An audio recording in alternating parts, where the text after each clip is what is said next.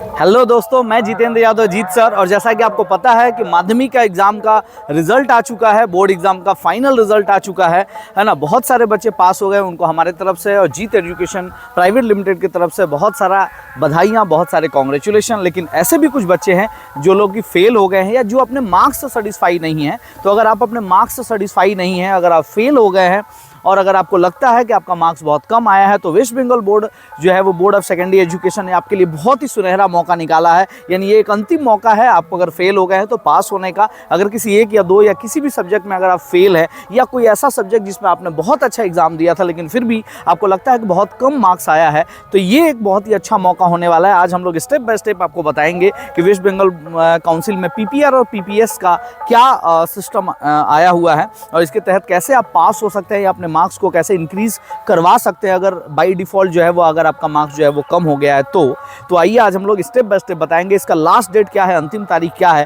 कितना रुपया खर्च होने वाला है इसमें आपका मार्क्स को रिव्यू करवाने में। इन सारी चीज़ों के ऊपर हम लोग डिटेल बात करेंगे। और अगर आप भी इस प्रॉब्लम का सॉल्यूशन ढूंढ रहे हैं तो ये परफेक्ट वीडियो है आपके लिए। तो आइए सबसे पहले बात करते हैं कि पीपीआर और पीपीएस क्या होता है। ठीक है, सबसे पहले अगर आप अपने मार्क्स को बढ़ाना चाहते हैं या अगर आप फेल हो गए हैं और पास होना चाह रहे हैं, कि अगर आपका गलती से आप फेल हो गए हैं, अगर कुछ भी मिस्टेक हो गया है, तो उसके लिए सबसे पहले आपके पास 4 ऑप्शन है। पहला पीपीआर है, पीपीएस है, दूसरा आरटीआई है और तीसरा कोर्ट केस है। ठीक है, हम आपको जो रेकमेंड करेंगे वो 2 ही ऑप्शन रेकमेंड करेंगे, एक पीपीआर और एक पीपीएस। अगर आप फेल कैंडिडेट हैं, यानी किसी सब्जेक्ट में फेल हो गए हैं, किसी एक या 2 सब्जेक्ट में, तो आप पीपीआर फाइल कर सकते हैं। ये कैसे करेंगे? पीपीआर का फुल फॉर्म होता है पोस्ट पब्लिकेशन रिव्यू और पीपीएस का फुल फॉर्म होता है पोस्ट पब्लिकेशन स्क्रूटनी।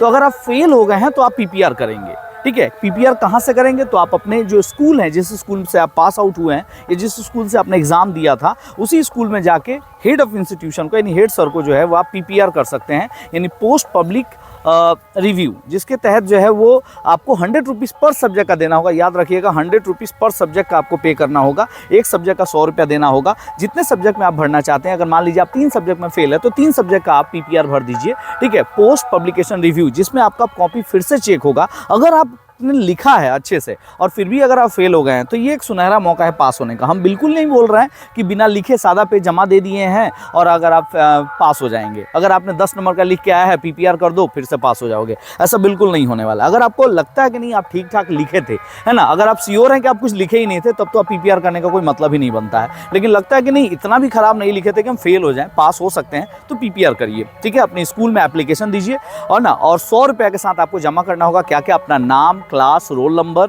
है ना, रजिस्ट्रेशन नंबर और इसके साथ जेरॉक्स कॉपी अपना मार्कशीट का जमा करेंगे। और पीपीआर जो है वो एक एप्लीकेशन में ये सारी चीजें भर के और जेरॉक्स मार्कशीट के साथ जमा कर दीजिएगा, है ना।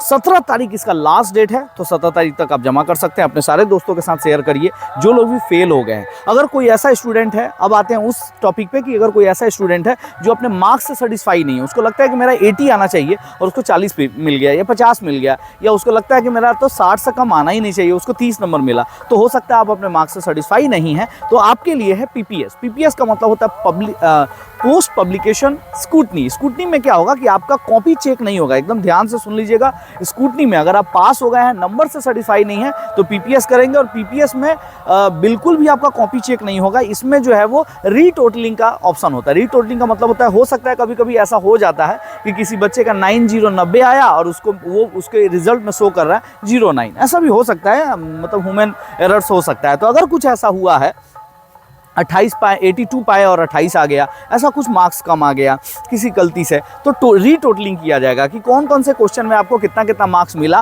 और टोटल में कोई मिस्टेक तो नहीं है। तो ये करके आप पीपीएस करके अपना मार्क्स बढ़ा सकते हैं अगर सच में आपका कुछ गलती से हुआ है तो। और अगर आपको लगता है कि 2-4 नंबर आगे पीछे है तो कोई मतलब नहीं है पैसा वेस्ट करने का। पीपीएस का हम बता दें आपको कि पीपीएस का जो प्राइस है वो 80 रुपीज़ है और सेम चीज़ आपको देना होगा एक एप्लीकेशन में, नाम, class, roll number, registration number, xerox, marksheet का जेरॉक्स, है ना, और 80 रुपीज़ चार्ज होगा पीपीएस के लिए, क्योंकि वो सिर्फ और सिर्फ क्या है, एक स्कूटनी है। और पीपीआर जो है होता है वो फेल कैंडिडेट के लिए होता है, उनके लिए 100 रुपये होगा, क्योंकि वो कॉपी दोबारा से चेक होगा। ठीक है, आरटीआई भी कर सकते हैं, राइट टू इन्फॉर्मेशन, लेकिन हम लोग आपको कभी सजेस्ट नहीं करेंगे आरटीआई करने के लिए। और कोर्ट केस तो बिल्कुल भी नहीं, उसकी ज़रूरत ही नहीं है, क्योंकि वेस्ट बंगाल बोर्ड इतना अच्छा ऑप्शन निकाल चुका है, तो कोर्ट केस करने का कोई मतलब ही नहीं बनता है। तो ये हो गया 2 ऑप्शन, और तीसरा ऑप्शन आरटीआई, और चौथा ऑप्शन होगा कोर्ट केस। इसका पूरा का पूरा प्रोसीड्यूर जो आने में रिजल्ट है वो टोटल 1 महीना से ऊपर का समय लग जाएगा। तो 1 से 1.5 महीना का टाइम लगेगा, यानी मान के चलिए कि 45 दिन में आपका ये रिजल्ट आएगा कि आप पास हुए हैं या फिर से फेल ही रहे, या आपका मार्क्स बढ़ा है या फिर से उतना ही मार्क्स है।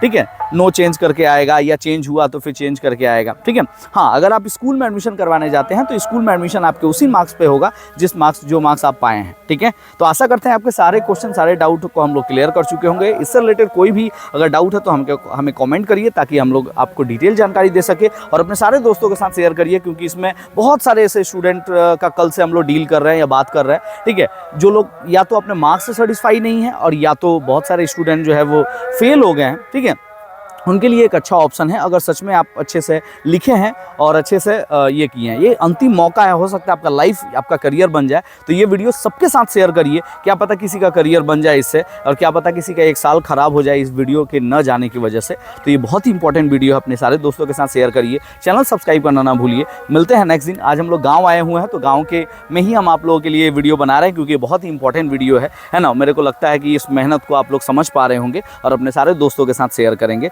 तो मिलते हैं नेक्स्ट वीडियो में, तब तक के लिए धन्यवाद, थैंक यू।